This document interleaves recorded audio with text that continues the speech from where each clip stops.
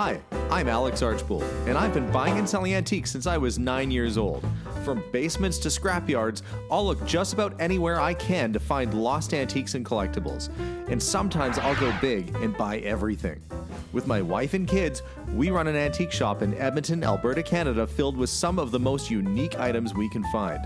I never know what's going to happen or who I'm going to meet. This is our life, this is our adventure, and this is Curiosity Inc. I'm home, honey.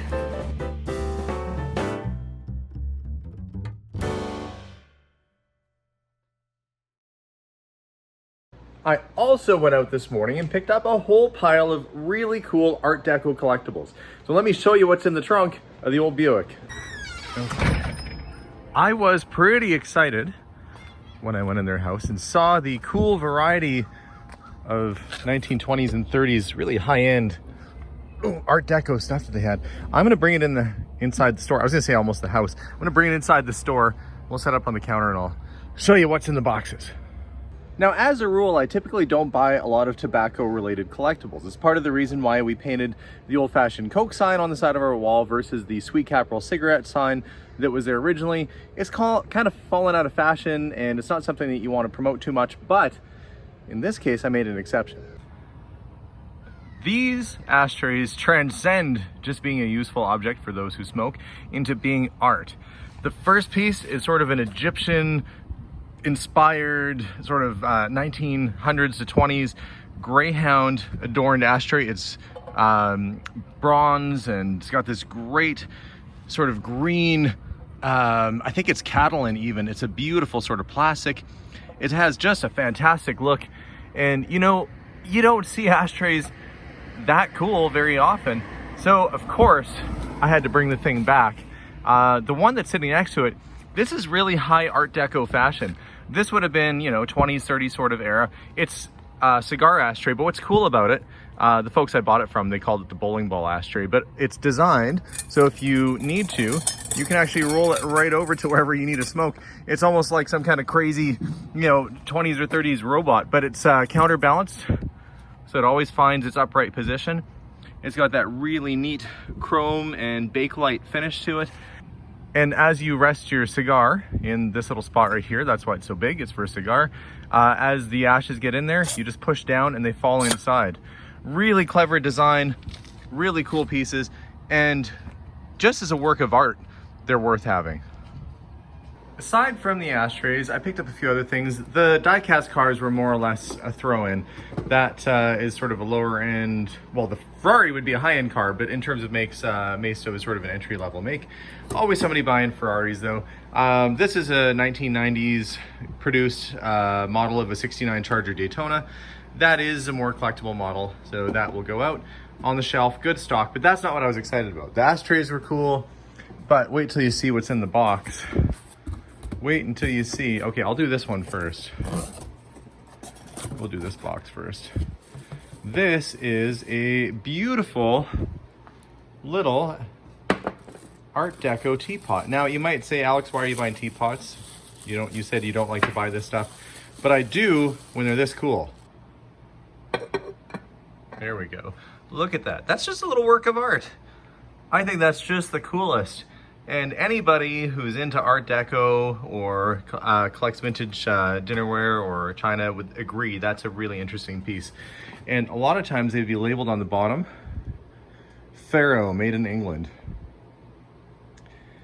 And this was probably part of a larger set at one time, but even just having the teapot's cool. But let's continue. Okay, check this out, guys. Have you ever seen a lighter that cool before? It's a Graf Zeppelin. You can see it's dated 1928. It has a little lighter rest, but look, it's got the, it's like the clouds, the billowing clouds are holding the Zeppelin up. And that would be your lighter right there, refillable, just a generic sort of lighter, but it just fits snug as a bug or snug as a lighter in a Zeppelin. You actually wouldn't want to have a lighter anywhere near Zeppelin. It would go up in flames, but maybe there's some irony there. Either way, that is a really, really interesting piece, and I've never actually had one before, but very, very collectible. You know, has some good value. It could be anywhere from $700 to $1,000 piece to the right person. I will have to see what they're selling for lately, but I know it's a good piece, and I've seen them in books before. But let's see what else is in the box. Oh, look at this. That is the XU232 coin launcher. It's like a rocket bank, and you put your coin on the top,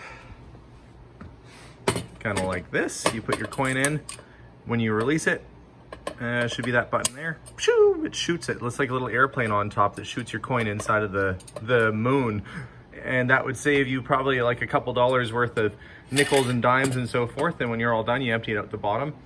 Very nice piece of 1950s, you know, space age sort of art, and it's a functional piggy bank. So that's really cool. And it's nice that it still works too, because a lot of times these can get in tough shape and stop working. But this one, that one's all set, ready to go.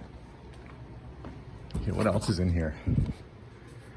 Pack of old, these would be like pinup girl sort of playing cards in the original box. And, oh, here's another neat piece. That is another, this is in the vein of the tobacco sort of items that we picked up. This is a matchstick holder. It's holding matches right now. It looks like this girl who's sort of reclined, you know, gazing upon what would be a book. So it looks like she's reading a book, but in fact, she's of course an ashtray. So there's the ashtray there. You put your cigarettes or so forth there, and she holds your matches. So she's reading a matchbook. But really nice piece of Art Deco, high fashion design. It's a cast, it's not a bronze, but it is cast, and just really nicely put together. Those figural pieces can be very collectible. What else? Egyptian motif cigarette case. And a lot of these items I picked up because they were just so darn cool. That'd be 1920s. Oh, I'll have to give that back to them. That might be their garage door opener or something. I'll get in touch with them. But you end up with accidental personal belongings here. Yeah, that's a really, really interesting item, and really nice condition. Love that Egyptian sort of look. It was really popular in the teens to 30s. Egypt played a role in a lot of fashion and design and influenced a lot of designers. So you can see that's just an excellent looking piece. And last but not least, we've got a clock. And I'll set it up and show you what it does. This is what's referred to as a mystery clock. Again, it's that Art Deco sort of design. What's neat about this clock is that it's counterbalanced through the center, and the glass is what actually pivots and turns versus the hand. So you don't see that set up. It's two different, it's panes of glass with attached hands, and as it moves, it tells you the time. Really ingenious piece, really cool design. And again, the sort of thing you'd see in like an Art Deco book of fashion. I've, again, never had one of these before, but thought it was super duper neat, and glad that we got it for the shop. A lot of times it's easy to tell whether something is real or a reproduction based on the build quality. The easiest thing to look for would be details like the plug. Is it an actual antique plug, or is it a new plug? They never generally get the base detail correct, so then you flip it over and have a look. Jefferson golden hour electric clock. I would say with certainty this is a real one, that's why I bought it. But you know, when you do see, and I don't even know that they're reproducing this clock, but in general, you look for the details. You look for the plugs, you look for the build. Are they flathead screws, or are they more modern machine screws? All those sorts of details will give away the age of an antique, because it can be very tricky to determine whether something is real or not. And I get a lot of cast iron banks that come in. 90% of them are probably replica, and you can definitely tell they have the incorrect type of screws, and the build quality isn't right. But that is a really cool piece. Ooh. Also need to unload a whole pile of these vintage Polaroid cameras that I got. I'm gonna have to research and price those today, and bit by bit I'm gonna get that garage at home emptied out. But first bin will go in, and we'll get it all set up. Well, cameras are more or less set up now, and I've got the discount cameras kind of in the treasure chest here that people can browse through.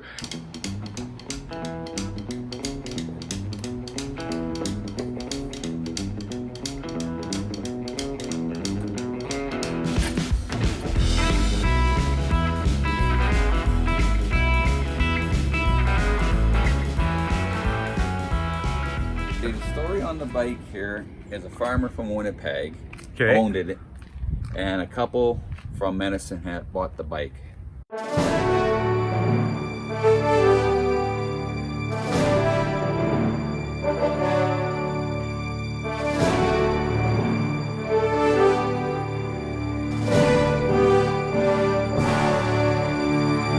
And they restored it partially there. Well, they restored it quite a bit, but it had a baby blue and white color to the bike. And then they had a different, not the original headlight on it, it was chrome headlight. And it had air cleaner, was a different air cleaner on it. But what they did was they had immaculate, it was a show bike. Okay. Then, as the story goes, they got it from the 90s. Then in the 2000s, there was a kids, I call them kids because they're younger than me, but they're the rockabilly, Yeah. I know, clan, or not a clan, but you know, they're into the old 40s, 30s, Oh, yes, 50s yeah. bikes, you know, the gasser bikes Yeah. and all that. They got a hold of it? He bought the bike, but unfortunately he wasn't mechanically inclined, and he took the transmission out, and and he had it only for about 6 months. And then I found it in Kijiji, the baby blue bike, and I drove it, and I couldn't get in the second gear, so I knew right away to second gear out. So I bought it in 2009. And then I had a fellow there at RGB Classics there, we call him Beaker, and he helped me get it up to speed mechanically. It knew the way the bike is. And did you paint it yourself, or? No, we got somebody to paint it. It's this color in 43 would have been steel gray, but this is the 1936 color of the Harleys. And I just like, it already was the cream color white on the fenders. So we did it that navy blue color. Well, this is a great looking bike. Yes. Okay. And the frame, the motor, transmission, fenders, tanks, speedo, if you believe it or not, handlebars, headlight, springs, the horn, the drum, everything is about 80% original. Everything is redone, was of course your tires and your rims. Right. Tires and rims again on the back end. Your wiring, it's still 6-volt, but it has been rewired, you know what I mean? You know, up to date, but it's all 6-volt battery, because you know, it's not the original 43 battery, of course. Well, let's get her down off the back. Okay, hang on. Let's see. Here. So this is your oil. This is your gas. Okay, so that's your gas. That's the gas valve. Yeah, you open it up like that, right? Okay. Go on this side here. I rigged this up. It's not original. Your choke lever is back in here, but I just found a pain in the butt, so we just did this here. Okay, it's so easy. Flip that up here. That's your choke on. Full choke on. Yep. This here, go on the other side. This is your spark advance. Okay. So you give it a bit of a twist. It's full here. Okay. Go about a quarter back. Quarter back. That's your sweet spot. Okay. And this is your throttle. Open up the throttle. All the way. Okay. Kick it over. 1, 2, 3. Okay, you got that sequence down, right? That's okay. Priming the carburetor. 3 kicks to prime it. Yeah. Then you put your ignition on. Okay. So ignition goes on. Then you go back to your sweet spot. Then only about a 3/4, about halfway throttle. There it goes.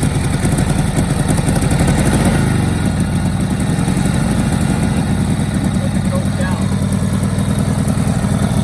Then slows it down, eh? Okay, so Then when you ride it, see how it goes? Yeah. Then come over on this side. Throttle. Not like a normal throttle. You know how modern bikes let go of the throttle? Yeah. This you can set it. Okay, no spring. No, you set it where it is. Okay? Okay. This is your clutch. Yeah, clutch it up. You clutch in. Alright? Yeah. Shift this in. I gotta let it warm up a bit. Okay. This is your clutch, right? Yep. So engage the clutch, wheel down. Put it in gear, right? Okay. Now here's the trick. The throttle and your foot clutch goes out. Anybody coming behind us or no? Nobody behind us?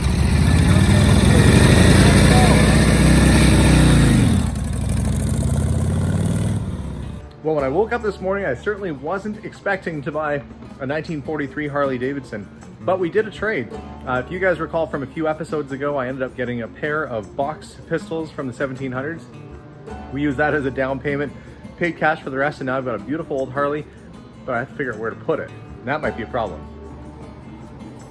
My store is sincerely packed, but I've been making some room in the back area, clearing some space out of the kitchen, and I think I'll have enough room to kind of put some, maybe a couple bikes in here on display now. So I'm gonna, I guess I'll have to tidy up. Boy, now people can see the kitchen, I have to be careful what's out. But I'm gonna go and grab the Harley, roll it down this little walkway here, and see if I can get it in space. And man, what a good looking bike.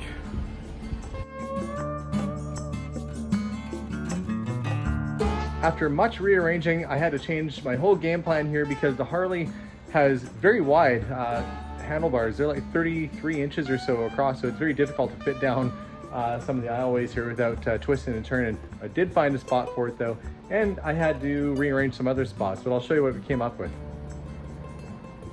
While I was moving stuff around, I forgot that I had these 1906 Harper's Bazaar magazines. Aren't those great?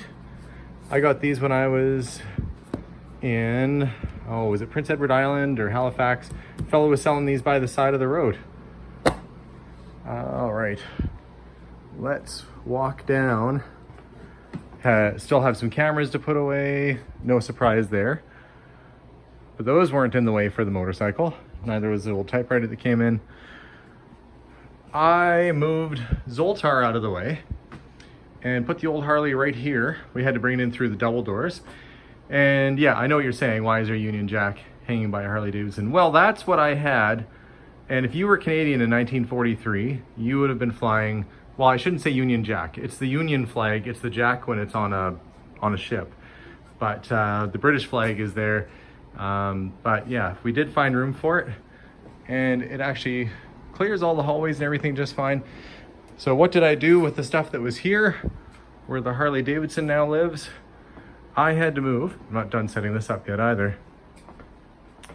Zoltar is now in my kitchen space. So you come in here and he looks like, I don't want to have the plant in here, so he looks like he's kind of like hiding in the jungle or something, but you can come in here and get your fortune, and Zoltar will spit out your little fortune for you.